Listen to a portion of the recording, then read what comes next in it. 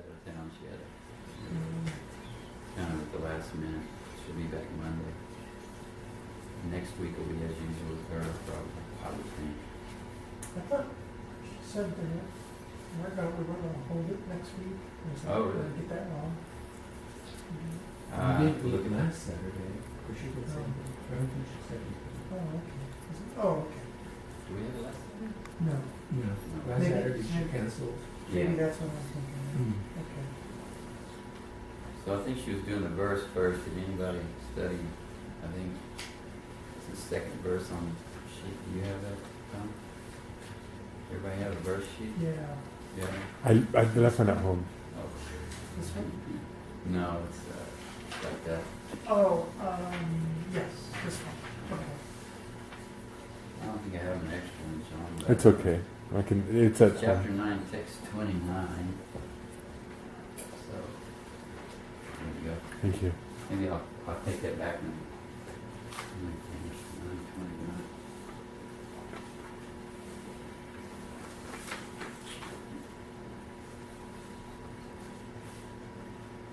Anybody familiar with this verse? So that was kind of the homework, part of the homework was to try this verse, try to memorize it, either the Sanskrit or the English, or both, preferably both. So anybody get anywhere with it? No, I barely got through the lesson. I It was read a it. very busy week and Another- not feeling well. Oh, really? I read it to you, but I didn't memorize it.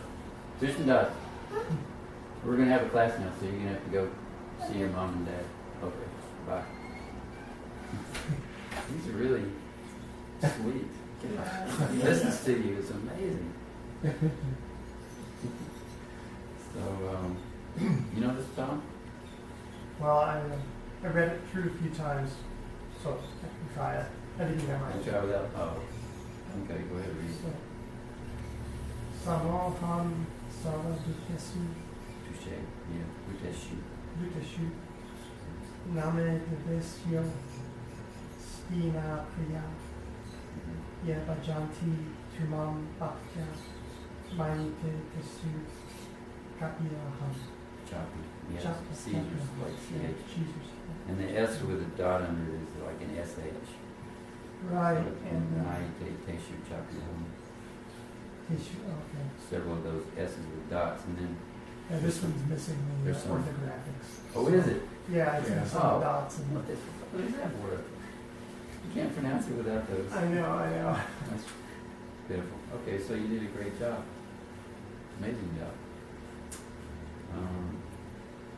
So, yeah, it goes kind of Samoham Sarvabhuteshu Name Dvesho Stina Priyaha Ye Bhajanti Tumam Bhaktya Maite Teshu Chapyaham.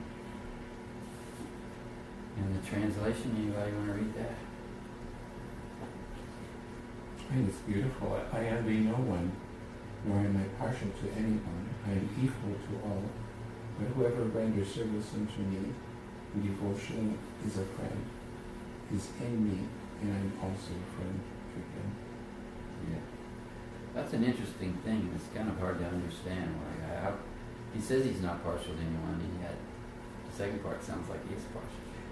So how do you work that out? Anybody?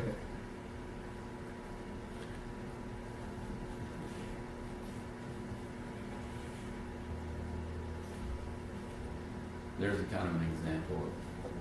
You got an idea, Sean? I'm sure you got an idea. It's like Mother Sandamani loves everyone that comes on Sunday when we chant in there, anyone. But if you come help out, you can have more of a reciprocal relationship. So She gives everybody the same chance, but just naturally, if you do something first, you're gonna get there. We're in a family, you have kids and parents love them all, but they don't treat everyone the same. Like, if one child is well behaved and responsible, he may get the car keys. And if another child is terrible and can't trust him at all, I'm not going to give him the car. You know?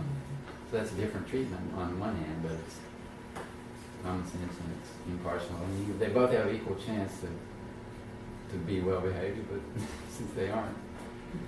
So Krishna is available to all, but not all will take advantage of it. Yeah, Srila Prabhupada has some beautiful explanation here in the purport, which I haven't read in a while, so it's always good to read. So, you want to try saying the Sanskrit word, eh? See how you do. So we don't have the dots you said. I guess not. Okay, so it's Samo, Samo. Ham, Sarva, Bhakteshu. Bhutesh.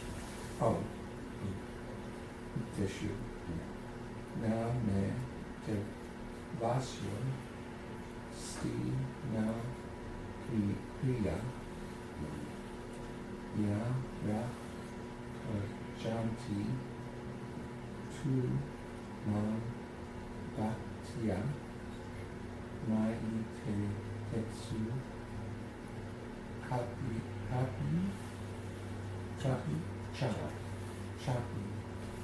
Aha.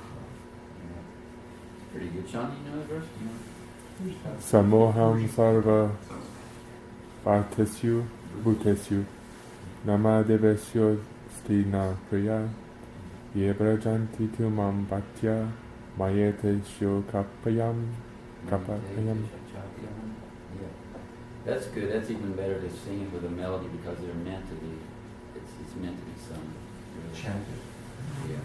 What is the line over the A? How does that change the sound? That makes it a ah instead of like the word hot. All this is, if you have a Bhagavad Gita, the hardback ones have a pronunciation guide, but the long A makes it like priya. If there was no long A, it would be priya. So priya. So it changes the sound, but it also draws it out a little bit. You'd give it twice as much time to say it. And also in that U, see there's a long mark over a U, so it's bhuteshu. You draw it out, and it has more emphasis with the line over it. And mom with a line over the A is mom. If it didn't have the A, it would be, what would it be? It would be more mom. Mom. So, like the first word is samo. It's not samo. If it had a long A, it would be samo. But it doesn't have a long A, so it's samo. And some words, it's really, I wish I could think of one right now, but some words, that'll be the whole difference in the meaning of the word. It'll be the same word. One will have a long, another one won't, and they'll have totally different meanings. I can't think of one right now, but we see that sometimes. So, Is Sanskrit just a scriptural language, or is it spoken? no, it was spoken. It was the language that everyone spoke back in ancient Vedic culture. Yeah. But in modern time, No, it's religious would speak it, or It's like Latin.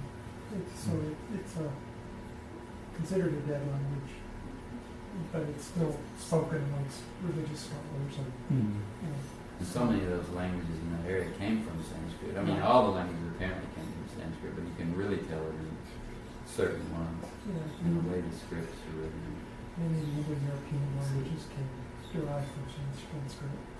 right? And we have words from Sanskrit. This may is in the second line.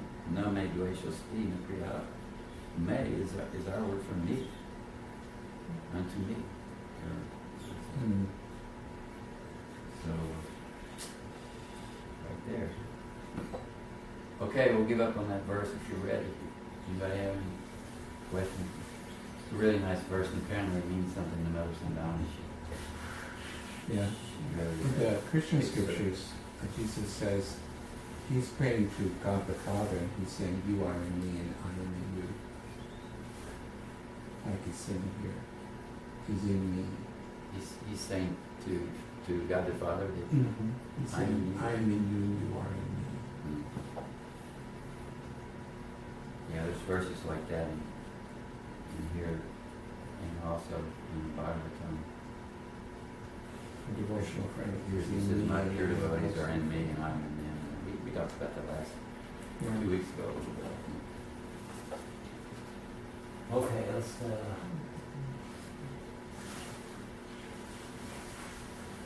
from what I remember, what she told me was that everybody was gonna be transcending the laws of karma and fill out the questions. Everybody do that? You have a copy of that? Yes. So, actually, we don't read it together. I guess you've already read it, so Right. you just answer the questions. Right. Who wants to do the first one? What is karma? There's questions before that on page 2. Or, The story about the big cage. oh, What's the cage? we What is didn't do the- that? Are we going to do the questions after the transcending the laws of karma? Did we do that already? I thought, didn't we do the bird cage I thought we did the first case. the week before last? I think we read it. I don't think that we didn't do the questions. We read it together, right? Yeah. We read it together, but we were to do the questions for the third page, and then also the one for karma. Okay. So those two sets of questions. Get it up here. What do the following represent in this bird abuse story? Okay, cage. What does the cage The represent? cage is the body, Mm-hmm. and it covers the soul. Material body, yeah. So, cleaning the cage is keeping the cage nice. It's like, you know, what most of us do in material life is just doing things related to the body. And then, what does the bird represent? It's pretty simple for you people. The soul. Huh? The soul. The spirit soul. And the woman polishing the cage. Person in spiritual ignorance. Oh, God. Is that what it says in the article? Oh, that's good.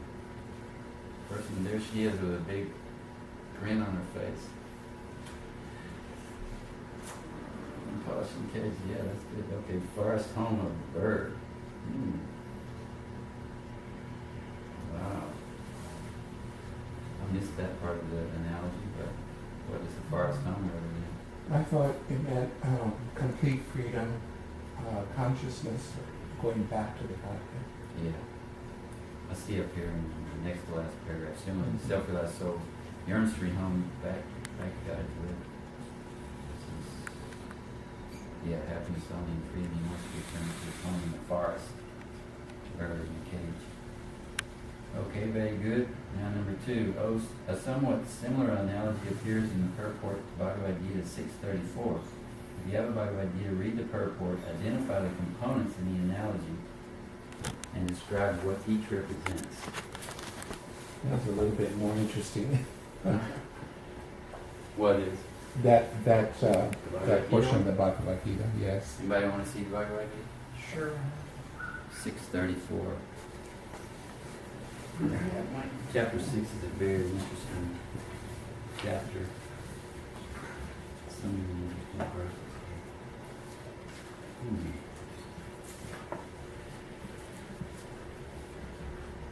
Sean, you got it turned to 30? I don't have my Paperwork. paperwork. Huh? I don't have my paperwork. It's in my room. wow. So, 634. The purport. Tom, you want to read the first paragraph?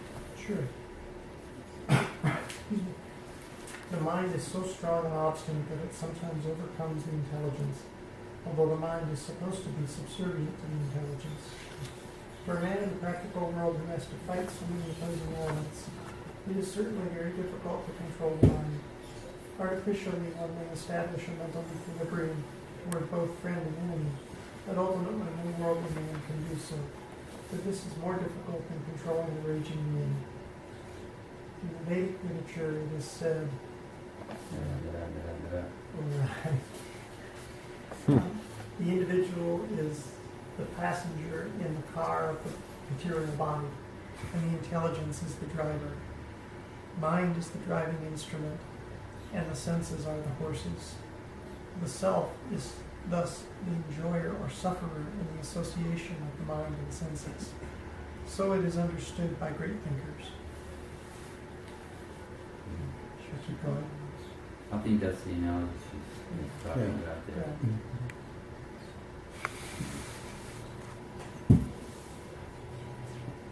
So the car is a material body. Mhm. And the steering wheel and equipment in the car is Yeah, like, intelligence is the driver. mhm. That's just like this exhibit over here. We have the diorama. It switches to horses here, but anyway. And the mind is the driving instrument. Mhm. And the senses are the horses. What would be the senses in the car? I don't know. The horsepower. It doesn't matter, huh? The horsepower. Anyway, those are nice. And the spirit soul is sitting in the back seat observing everything. Not really able to interact with, just like the spiritual part of us is not actually able to interface with the material energy at all, it's said. But it does so through the medium of super soul. Just like a person sitting at a computer screen. You know, you operate the computer by the keyboard, that's your connection. Otherwise, you have no way to really direct the Interface. computer or do anything. Mm. So we're like that, our spiritual part inside the heart area, and the super soul somehow is the interface. So we're like observing the good and evil that the individual sees in material life. Number 3, what are the 4 types of suffering we perpetually undergo life after life in this material world? Sounds familiar. Yeah. Or hey, what are those? Birth, old age, disease, death. Mhm. Yes. One of the items of knowledge, there's in chapter 13 has a list of the items of knowledge, and starting with humility, the very first one, pridelessness, nonviolence, goes on control of the senses, approaching a bona fide spiritual master. And one of those is recognizing the evils of birth, death, disease, and old age. You know, it's such a beautiful, like, 4 verses. Tells so many things that a person who really has knowledge understands and actually behaves according to what true Krishna calls knowledge. This is very different from what we often term knowledge in the material life. Okay, I think it helps to understand this and see that this is the natural course of our life here on this planet. say it It's again. birth. I think it helps. I'm getting older, and so I feel the effects of getting older. Mhm. But to have this and to know that that is just normal. That's our course here on this planet: is birth, old age, disease, and death. And I think that I think most of us realize it, but we fight it, and we try to stay as young as possible for as long as possible, Oh, yeah. or whatever. But that is the course that we all follow, Yeah. sooner or later. Mhm. Yeah. I mean, one of the real beauties of what we have, what we have to learn here is that, most people don't know anything else, so they have to just struggle to stay young, because what else is there? Right? What am I going to do otherwise? Yeah. We have so much to delve into. Yeah. And if you can just relax enough to chant Hare Krishna and start to a little bit perceive that there is another life, and why am I doing all these things? just I've run into elderly people that have the perception of this is the course that we all follow. And a lady comes to mind who was in her 80s, a parishioner, and she was diagnosed with cancer, and they wanted to do all these procedures. And she said, no. Why would you want me to go through all of that? I've lived my life. yeah. I'm 88 or whatever she was. She says, I don't want to do that. It's like, Good for her. let me go. Good for her. Yeah. So there's some people that have that awareness. It's like, Yeah. don't fight it. It's what everybody has to go through. My dad did something kind of wild that, to me, compared to what most people end up doing. He was in his 80s, and my mom got mad at him and took the car keys away from him. Because he wasn't checking his mail. He wasn't paying his car insurance. His car insurance was months gone, and she found out about it, so she took his keys. And his daily routine was to get up, take a shower, and get in the car and drive and get breakfast. So he walked out there, I could just see him doing it, looking at the car, trying to get in and wondering how he was going to drive it without keys. And he comes back in the house. He did that a couple of days, and then he said, he just kind of shook his head. I'm not interested in this anymore.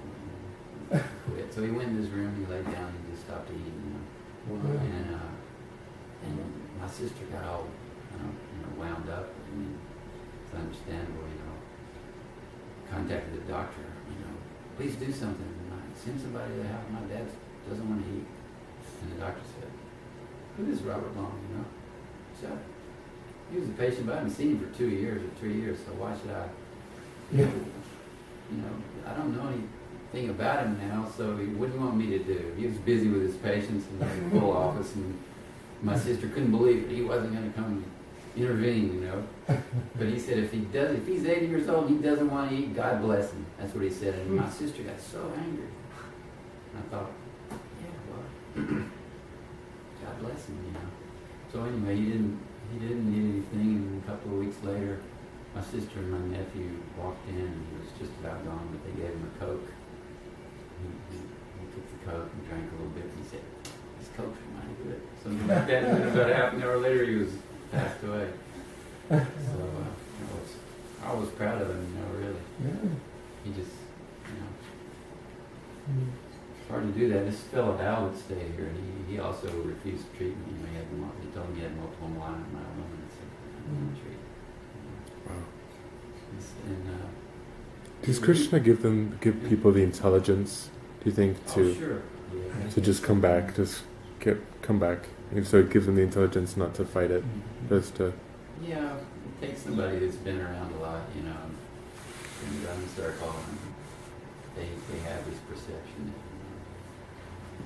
that, they have a little higher, less attachment.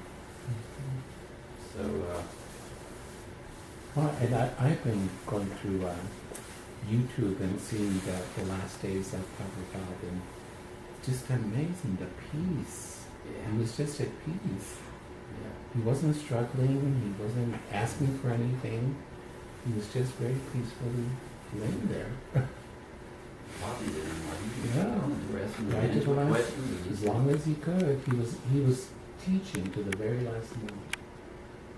Yeah. So, yeah, it's really inspiring. I don't know, for a long time I thought if people would just get interested in the church or something, there's so much volunteer work you could do in any church, even before I came to Christian Consciousness.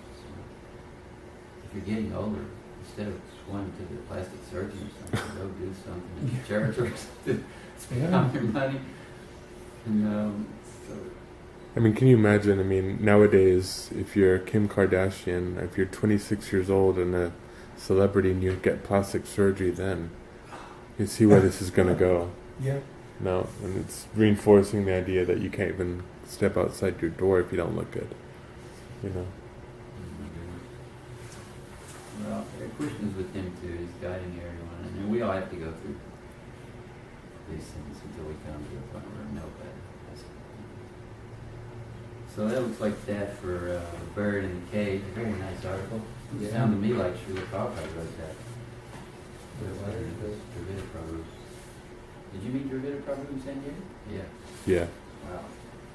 amazing. It's So understood across the line. I mean, I presented that example to my congregation, Hispanic congregation, and they got it right away. They Mm. understood, like, oh, that's what we do. We take care of the cage.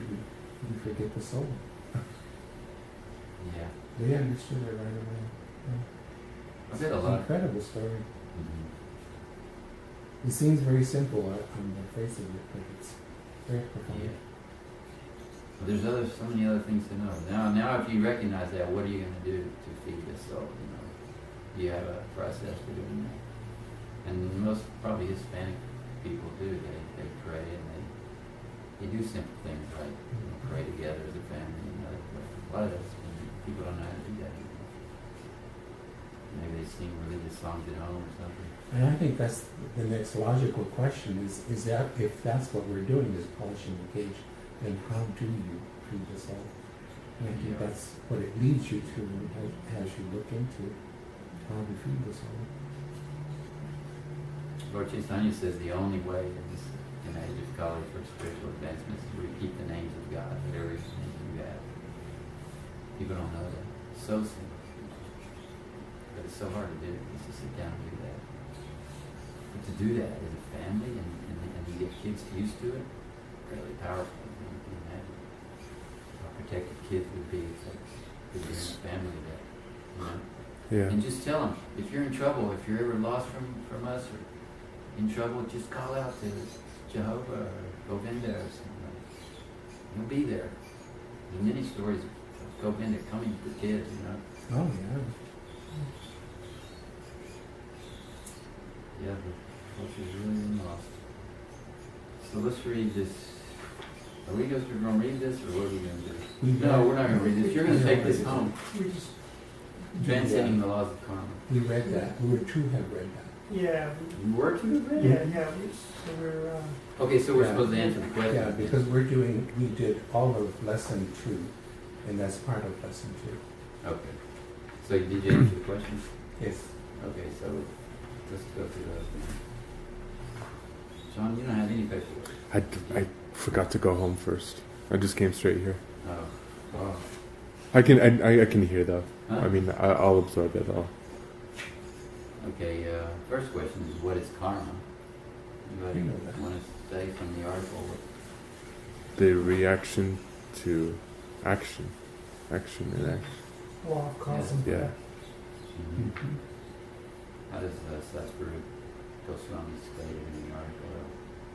Mm. It states that karma is the law of cause and effect. Mm-hmm. Action for everything we do. Reaction for Reaction for everything. everything we do, yeah. I just see a line that says, the law of karma states that if we do something sinful, we shall get a bad result. If we do something pious, we shall get a good result. Okay, and there is a verse that's saying what karma is specifically in the Bhagavad Gita. Anybody remember that? Mhm. It says that karma is those activities which produce the material life. I Mm. forget where that is that I put it. So in that definition, karma refers to action, activity. And here it's more like karma is a reaction or a law of cause and effect. That scripture is considered activity or action, material. So number 2, what causes our present suffering? Past actions.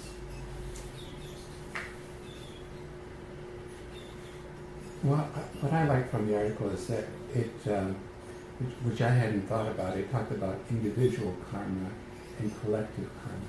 Mhm. And so our individual karma accounts for our personal misfortunes. And then collective karma can account for the suffering of the entire nation. Mhm. If we're all complicit in what's happening, Yeah. then we're all responsible. Right. Yeah, people say things like all the people that died in the World Trade Center. and that was collective karma. Talk about they're all innocent, somehow or another they had some similar karma. And then what was that tsunami that hit the beach in Thailand a couple of years ago? Yeah. Wiped out all those people at once, vacation people, local people, everybody. But they all had something similar that brought them there, and they got killed. So, and they say all our lives are like, this one life in this particular body that we have is like just one frame in a long film strip. If you hold the film strip, Yeah. you can just look at all the frames. And this is just one frame, so we don't know all the things we did on these other frames going back. Could be this first frame, it could be how many back. But all those things put us together. We have things we have to pay off. Collective karma sometimes brings us together. People say that that we're going on good karma now from things like World War II and our Christian heritage, where we were more pure than previously in the last 100, 200 years. Like we started out in God we trust and all that. So is our next body what we did in our last life, or is our next body based on the trillions of births we've had? Because I guess what my point is, why is it that you can have a beautiful body, nice intelligence, clearly that's from previous activity in another life, but you die in a car crash, Well, car crash probably was past life. Okay. Supposedly you get a next body according to your consciousness right at the time of death, not according to a lot of past activities. Wow. You'll suffer or enjoy happiness both according to past things, but the body you get is so I guess if your consciousness is enough to be a human being, you'll get a human being. But if you did something sinful, you can get bad features of the body or beautiful features or some chronic disease. One interesting thing I read is Srila Prabhupada says is that law, if you're involved in a lawsuit or legal problems, that's karma. I thought that was interesting. Some people suddenly have these terrible things they have to go through and hire a lawyer. So it's like all this fracking that's going on in our country, the drilling for natural gas, and it's ruining water supplies, and in local clusters it's causing brain cancer in certain people. So basically, we should be not worried about every leaf on the tree, but collectively worry about the entire tree, being Krishna conscious. So really, all the world's woes, it's just naturally going according to what people need to experience, right? Like Fukushima ruining the Pacific Ocean. Like the Pacific Ocean's gone. Not many people realize it, but it's gone. Tragedy. Because of the radiation. But that's just going according to how we should be having it, right?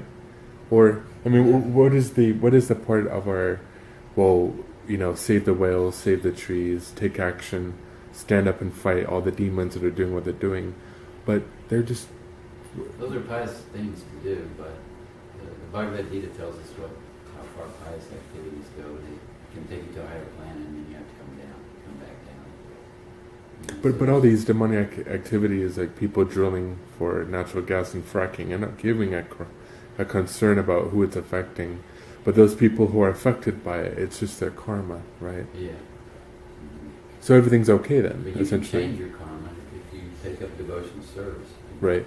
come under the, like it's said in the Bhagavad Gita, you come under the divine energy.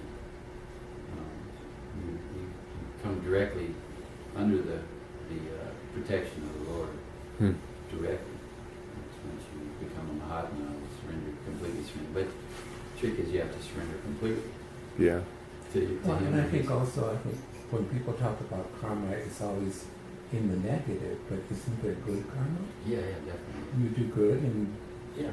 the reaction is good. But good karma will still keep you in the material world. That's Right. the problem. Right. That's why. So it's But I'm not... thinking about this collective karma. If if we can, and that's why, I mean, the reason for preaching, the reason for book distribution is to try and change the collective karma, Yeah. to get more people to be God conscious. Mm-hmm. And so individual karma as well as collective karma can change. So is our association with Krishna consciousness because of good karma? Well, I think it depends on your consciousness. With each person, motivation for being in Krishna conscious. Like, So it's there for everybody, but you have to have a certain inclination for it. well, it has to be pure before you get a pure result. Okay. Because there's all kinds of reasons people come to the spiritual life at any time. Sometimes people find out, hey, maybe they just like the food, maybe they want to get some power position in the group. We see that people want to come and be a leader. I want to be a devotee. I want to be a big devotee leader. I want to be a big musician. Have other women look at me or something. I don't know. Different things. There's all kinds. It's the same way in all religions. Yeah. People come to religion for different reasons. Yeah. For social status, they perceive that they can get some recognition, this way. So, For socializing, just to make friends, yeah. social people. And any way people do it is okay to a certain extent, but that's why we study and we practice and we try to purify our mind and senses and come to the realization that my purpose is just to serve purely, be a servant of Krishna, according to the way the spiritual master tells me, not try to figure it out on my own, but to take the instructions of the spiritual matter, of pure representative of Jesus Christ, Srila Prabhupada. So we answered the first three. I don't know. Why is acting piously and getting good karma not actually good for us? Did we answer that already? Indirectly, in our conversation we did. Because even good karma binds us to the cycle of repetition of birth and death. Yeah. Still have to die on those heavenly planets and come back down to the material world. There's some interesting stuff in the Bhagavad Gita about how the spirit soul can go to the moon planet if you get pious and enjoy a lot of heavenly delights on the moon planet and drink this soma juice, which makes you really strong for and able to enjoy, things more. But then when your pious activity's up, you come back down to earth as rain, and you go into the field, and your soul goes into the grasses. It comes up as a grass, and then it's eaten by an animal. And it becomes, semen, and it's injected into a wound. Wow. In that way, then you're back in the circle. As soon as your bank account up there on the moon is exhausted, you're out of money. Through the rain clouds somehow. It's really mysterious. Far out. Number 5, how do we get free from all karma, both good and bad karma? Sort of said that too. Yeah, give up all material activities. How do we do that? How do you do that? Serve. Turn to service of Krishna. Yeah. How can you serve Krishna? Can you serve him directly? No. Through material. Huh? Through material means. No. Well, everything we do in this world is material because we're Yeah. moving matter. Mm-hmm. But if we place it in service of Krishna, that was what I understood. Well, there's a word for lack of karma. There's 3 words. There's karma, vikarma, and akarma. Karma we define. Vikarma is sinful activity, and akarma means no karma. It means something that you do that has no karma attached to it at all, good or bad. So how do you do those activities? Or what are they? It's in the Bhagavad Gita somewhere, but it's akarma are activities that are given to us by the spiritual master. As I understand it. I don't know if that's a definition they have in there, but It's just like a soldier in the military. If he's told by his authorities, kill these people, and he does it, then he gets a reward. You know, he's promoted sometimes, you know, given a medal maybe. And then, but if a civilian person is not told by an authorized person to do such a thing, then he's a criminal, you know, and you're punished or hung or something, you know, executed. Big difference. That's just, it's really similar. That's kind of a good example of this. You kill somebody and materially, you suffer. And if you do bad karma in the material world, you suffer. But if you're told by an authorized person to do something, if it's Krishna or his representative gives you an order, then there's no reaction to that. It's like Arjuna in the battle of Kurukshetra in the Bhagavad Gita. Krishna was telling him to fight, kill these people on the other side of the battlefield, and he didn't want to do it because a lot of them were related to him. If you do that, there won't be any reaction to it. You won't suffer. And you'll become known as a person who's doing his duty. But if you don't do your duty, even though there's all these reasons why you don't want to do it, then you're going to suffer. So the spiritual master is so important. You know, we have to have a spiritual master giving us instructions. And we have that in the Bhagavad Gita with Srila Prabhupada.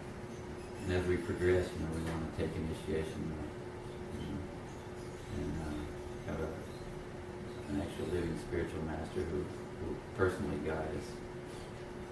But all of us have Srila Prabhupada and his instructions. You know, chanting Hare Krishna, taking Krishna Prasad, and associating with devotees, worshiping the deity, all these things that he's taught us to do. There's no karma with that. Being in a temple room, chanting Hare Krishna, singing, there's no karma with that. There's great spiritual benefit to that. There's no karma to it. You don't go to a heavenly planet for that. Or, now we just said it depends on your motivation. You know? Mm-hmm. So that's also there. Okay, so we got all those questions. Yes, sir. Lesson 3. And so the next thing was a little bit of a longer article.